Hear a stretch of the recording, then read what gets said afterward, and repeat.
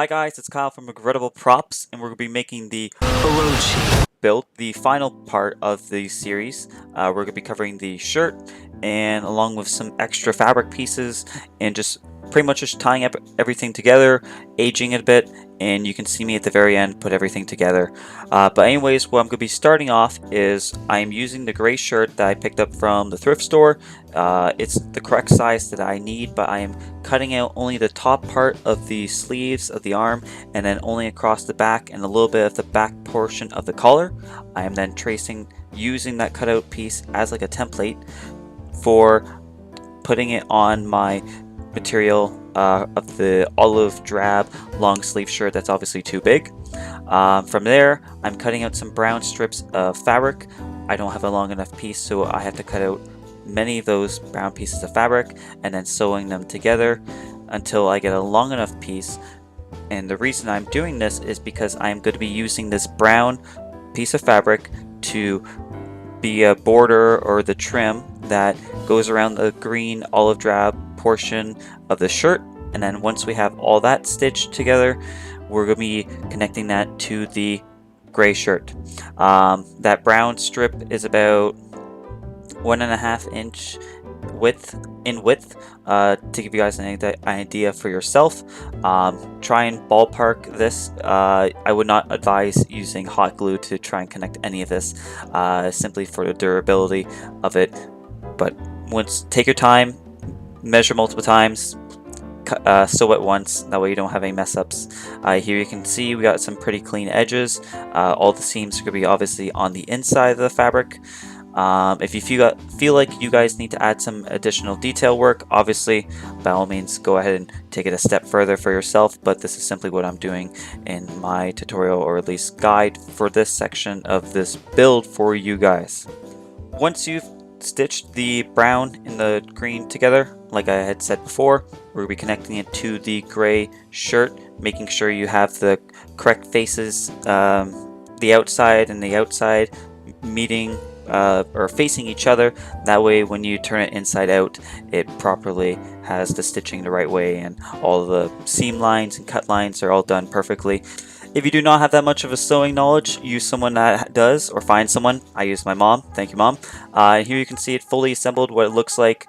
Now we're going to be moving on to aging, or at least making the material look a little bit darker for what I need. So I used hot water, threw it all in a bin, used some coffee grinds, multiple tea bags, and mixed it together.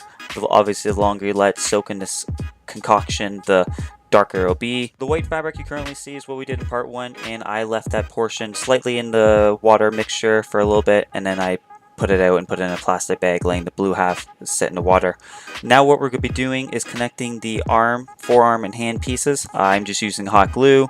I kept it, I didn't find it too bad hot gluing it to myself while it was on. If you guys don't want to risk burning yourself, obviously just lay it out and try and keep something underneath on the inside of the arm. That way the hot glue doesn't spill over and connect to the other side, and both sides are now stuck. So we're just hot gluing the hand plates and the 6 forearm pieces. And once we've done that, like I mentioned, I cut off some extra blue pieces and had them soak, and there's some blue fabric based on my build or character that's around the wrist, and I'm just cut off a 1-inch strip and tied it with my hands just to secure it. This neck plate piece is velcroed and hot glued to the face mask portion, or you could do it to the shirt. And what wasn't recorded was the 2 circles are also hot glued to my chest, the black ones. The white and blue fabric, I just connected it to this 1-inch diameter rope that's about 5-6 feet in length with some safety pins, and I just rolled up the excess and tucked that under, and just it's hidden away. That larger portion of blue fabric is kept loose, and it's just wrapped around the front portion of the knotting, or of the wrapping around of the rope. And then we have some additional blue fabric pieces which I hot glued on. You can sew them on if you want, but they go roughly about at the elbow position. And here you currently see it's fully done, everything's done, and I can obviously get this entire costume all put on by myself with the assistance of a little bit of the mirror. When putting it on, I have the shirt and pants obviously on. You gotta want to make sure your shirt is tucked in. I did not do that for this recording, unfortunately, and didn't realize it until afterwards.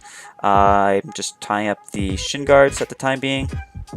The shirt portion, when you're trying to get your arms through the like shoulder bicep sections, it's best to get it on with the wood pieces or the additional foam pieces that may be attached or hot glued to your arm fabric facing away from the sides where all the additional string are. That way it doesn't get caught, but if it does get caught, all you have to do is just maneuver it around and such. That blue fabric, I'm just tying it around my wrist.